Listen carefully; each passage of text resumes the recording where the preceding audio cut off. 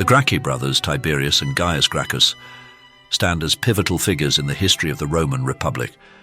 Their efforts to address social inequality and land reform during the 2nd century BC marked a critical turning point, exposing the deep divides within Roman society and laying the groundwork for the eventual decline of the Republic. Although their political careers ended in tragedy, their legacy profoundly influenced Roman politics, igniting a cycle of populist reforms and elite resistance that would define the Republic's final decades. The Gracchi brothers were born into a distinguished patrician family, the Sempronia gens. Their father, Tiberius Gracchus the Elder, was a respected general and politician, and their mother, Cornelia, was the daughter of Scipio Africanus, the hero of the Second Punic War. Despite their aristocratic lineage, the brothers became champions of the plebeians, the common people of Rome. By the 2nd century BC, Rome was grappling with severe economic and social challenges. The rapid expansion of the Republic through military conquests had created vast inequalities. Wealthy elites, known as the optimates, consolidated land into massive estates called latifundia, often worked by slaves captured in war. Meanwhile, small farmers, many of whom were veterans, lost their lands due to debt or were unable to compete with the cheap labor provided by slaves. This growing disparity fueled social unrest and a swelling population of impoverished citizens in urban areas. It was in this climate of inequality and discontent that Tiberius and Gaius Gracchus rose to prominence, advocating for reforms to alleviate the plight of the plebeians. Tiberius Gracchus, the elder of the two brothers, was elected tribune of the plebs in 133 BC. This position granted him significant power to propose and veto laws on behalf of the plebeian class. Recognizing the dire need for reform, Tiberius proposed the Lex Sempronia Agraria, a law aimed at redistributing public land, or ager publicus, to landless citizens. Under this plan, landholders would be limited to 500 jugera, approximately 300 acres, of public land, with the surplus redistributed to poor citizens in small plots. Tiberius's land reform sought to address multiple issues, revitalizing Rome's agricultural base, reducing the economic burden on the urban poor, and ensuring a steady supply of soldiers for Rome's legions by restoring small farms. However, his proposal faced fierce resistance from the Senate, dominated by the optimates, who viewed the reforms as a direct attack on their wealth and power. Tiberius bypassed the Senate by taking his proposal directly to the plebeian assembly, a move that further inflamed tensions. His use of populist tactics, including appeals to the masses, undermined traditional norms of Roman politics, where cooperation between the Senate and magistrates was expected.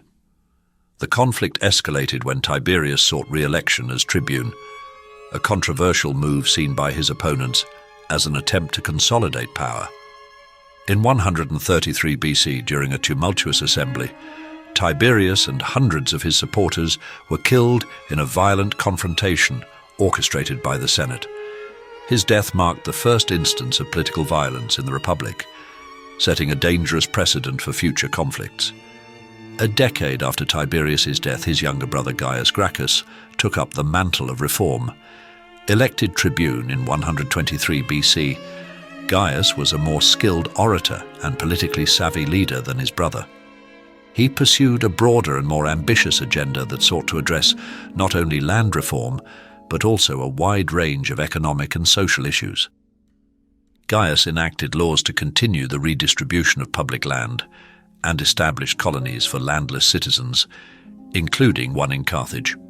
He also sought to curb the power of the Senate by transferring judicial authority from senatorial courts to equestrian juries, thereby empowering the equestrian class, a wealthy but politically marginalized group.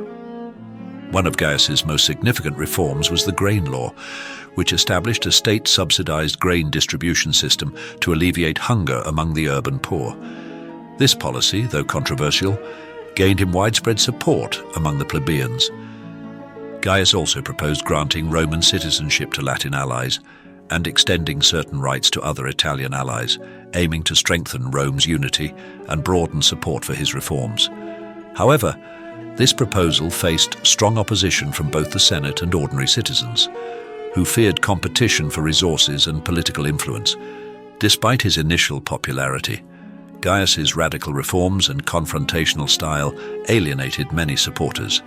In 121 BC, his political enemies moved to undo his reforms, sparking protests and violence.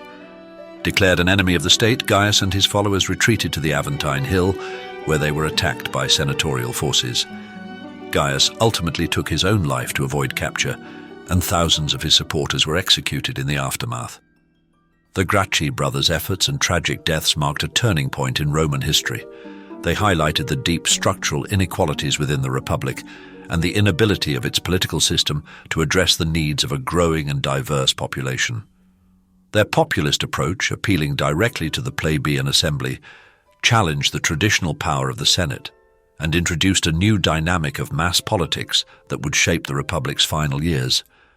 The deaths of Tiberius and Gaius also exposed the increasing willingness of Rome's elite to use violence to resolve political disputes.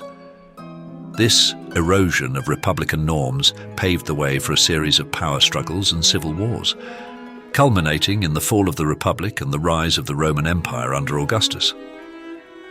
The reforms initiated by the Gracchi brothers had mixed success. While many of their specific policies were reversed or undermined, their broader ideas endured.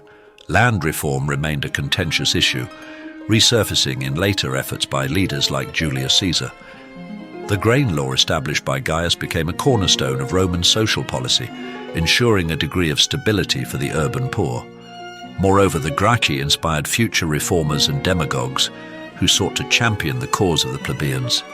Figures like Marius, Sulla, and Caesar adopted populist strategies to mobilize the masses, reshaping Roman politics in their own image. The lives of Tiberius and Gaius Gracchus were defined by their commitment to addressing the social and economic inequalities of their time. As tribunes of the plebs, they sought to reform Rome's deeply entrenched power structures, challenging the dominance of the Senate and advocating for the rights of the marginalized.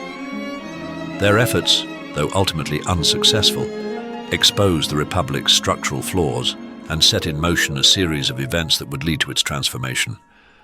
The Gracchi brothers' legacy is a reminder of the complex interplay between reform, resistance, and revolution in shaping history. Their courage and vision continue to resonate as symbols of the struggle for social justice in the face of entrenched power. While their lives ended in tragedy, their influence on Rome's history and the enduring debates over equality and governance remain profound.